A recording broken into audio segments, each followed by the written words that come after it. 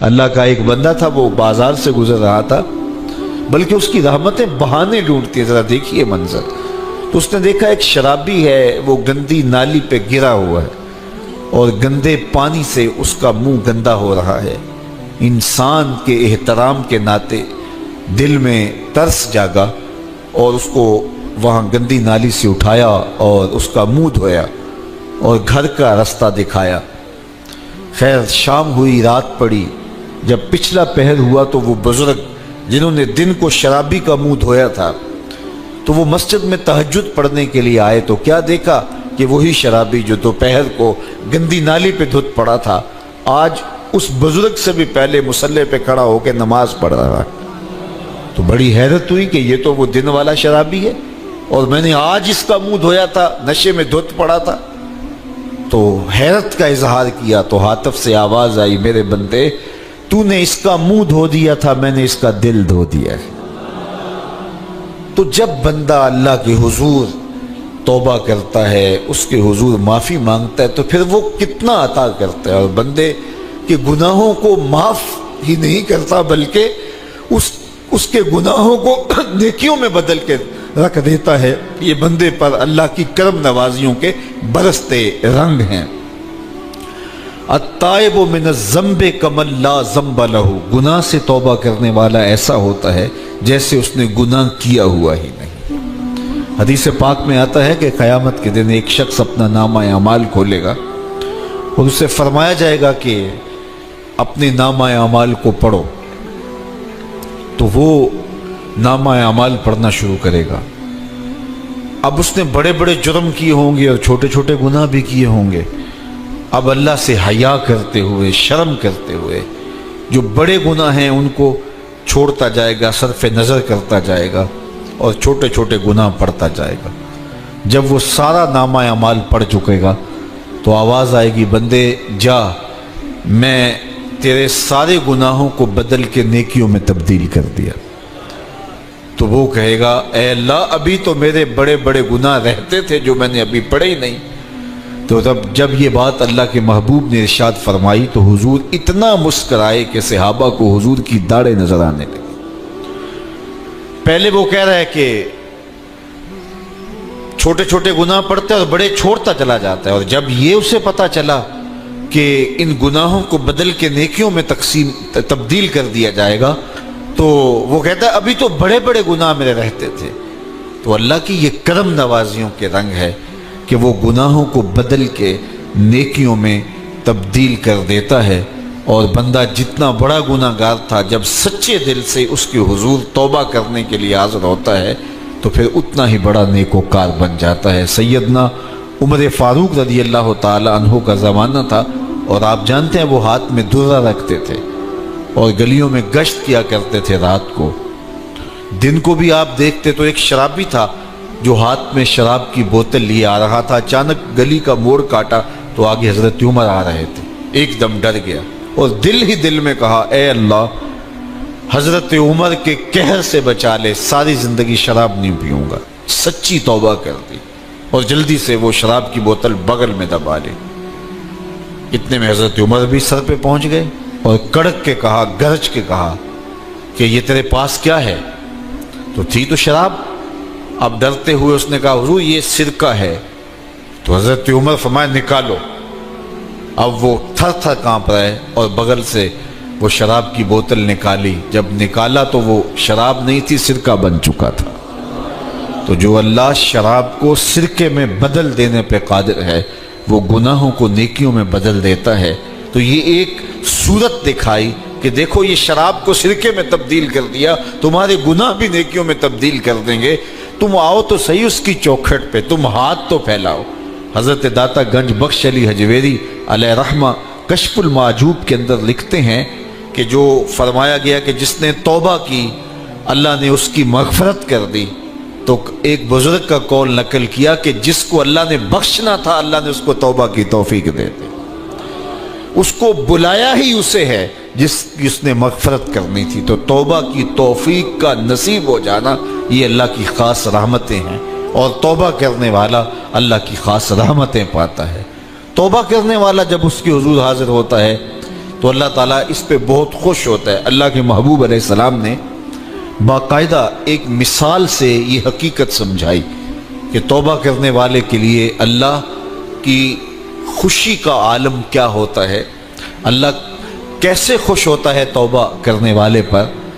تو حضور نے ارشاد فرمایا ایک بندہ لمبا سفر کر کے اور صحرا کے اندر ایک لمبے سفر پہ تھا، تو راستے کے اندر اس نے چند لمحوں کے لیے سستانے کے لیے، دوپہر کاٹنے کے لیے ایک درخت کے ساتھ اپنا جانور باندھا اور خود سو گیا۔ اس کا خیال تھا چند لمحوں کے لیے آنکھوں کی نیند نکالوں گا اور آگے بڑھ جاؤں گا، اس لیے اس نے سامان بھی سواری اونٹ کے اوپر جو لدا ہوا سامان تھا، اس میں کھانا تھا، پینا تھا، دیگر ضروریات کی چیزیں تھیں، تو وہ بھی نہیں اتارا، کجاوے پر ہی پڑا رہا کہ چند لمحوں کے لیے میں نے کمر سیدھی کرنی اور آگے چلے جانا ہے۔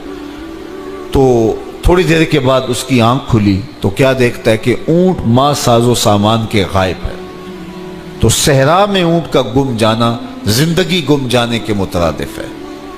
تا حد نظر نہ کوئی آبادی، نہ کوئی انسانی وجود، تو پھر زندگی نہیں موت کے منہ میں اپنے آپ کو دھکیل لینا ہے جنگل میں، اگر آپ کے پاس کچھ باقی نہیں بچتا ہے۔ تو اس نے دیکھا کہ سواری غائب ہے، سواری غائب ہے تو اس کے اوپر جو سامان تھا وہ بھی غائب ہے، تو وہ دائیں بائیں بھاگا دوڑا اس خیال سے کہ میں جو ہے وہ اپنی سواری کو تلاش کر لوں، لیکن سواری نہیں مل پائی۔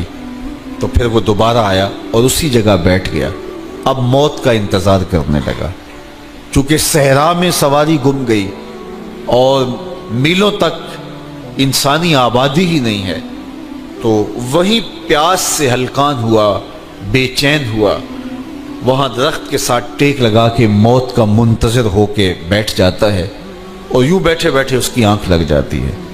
اچانک اس کی آنکھ کھلتی ہے تو کیا دیکھتا ہے کہ اونٹ ماں ساز و سامان کے پاس کھڑا ہے۔ تو اونٹ کا ملنا زندگی مل جانا تھا، تو وہ اتنا خوش ہوا، اتنا خوش ہوا کہ خوشی سے اس کی زبان بل کھا گئی۔ وہ کیا کسی نے کہا نا کہ جب بھی تیری قربت کے امکان نظر آئے ہم اتنے خوش ہوئے کہ پریشان نظر آئے۔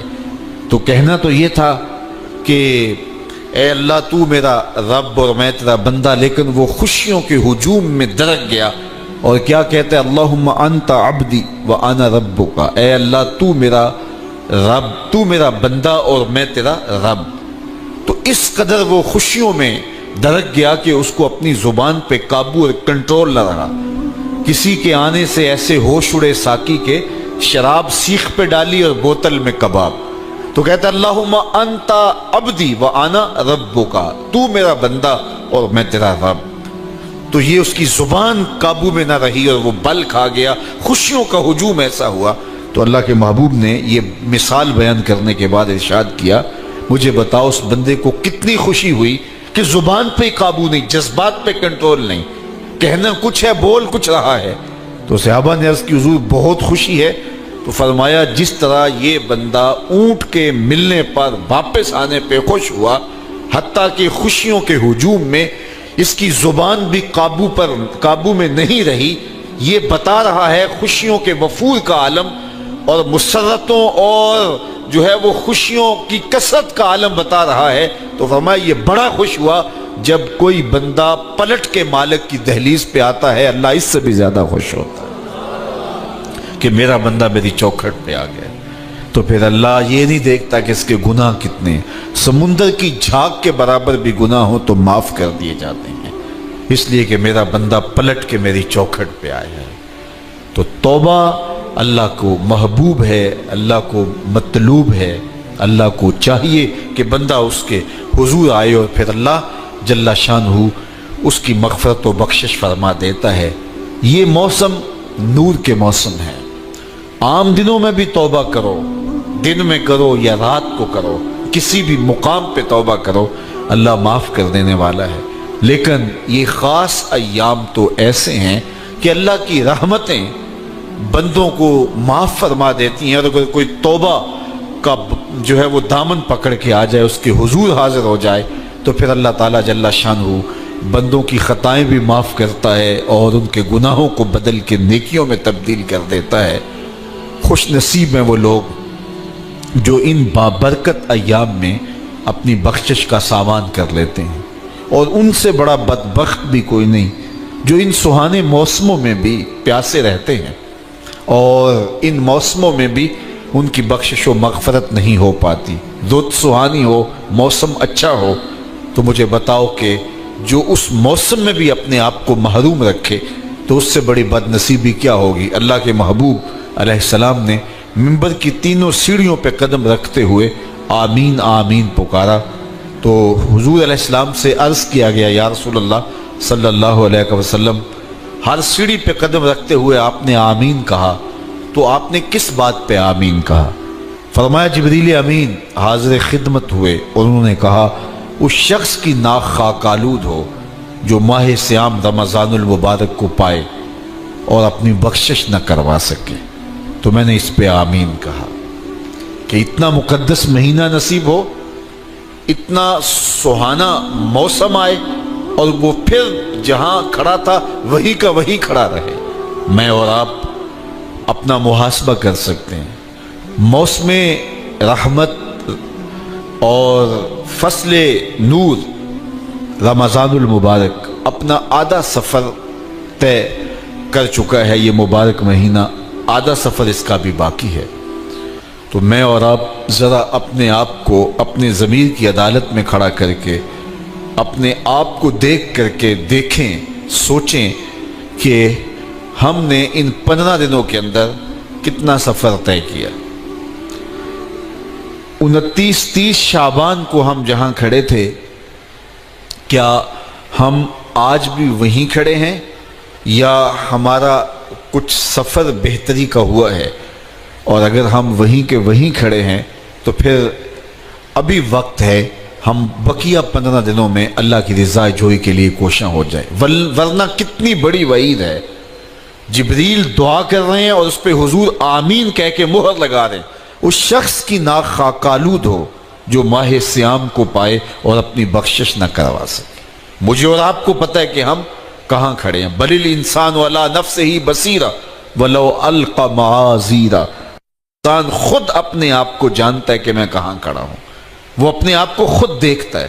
ایک تو فیصلہ قیامت کے دن ہوگا، نامہ اعمال تولے جائیں گے اور نامہ اعمال کے تلنے کے بعد پتہ چلے گا نیکیاں کتنی ہیں اور برائیاں کتنی ہیں۔ لیکن ایک ہم اپنے ضمیر کے اندر ترازو گاڑ کر کے اپنے عمل تول سکتے ہیں اور ہمیں پتہ ہے ہم نے نیکیاں کتنی کی، ہمیں پتہ ہے ہم نے برائیاں کتنی کی۔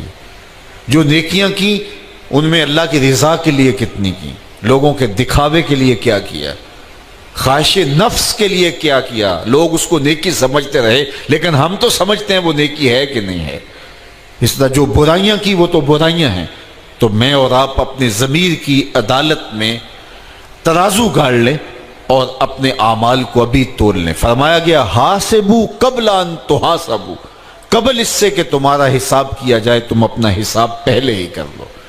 تو اپنے اندر کی ستھرائی، اپنے اندر کی پاکیزگی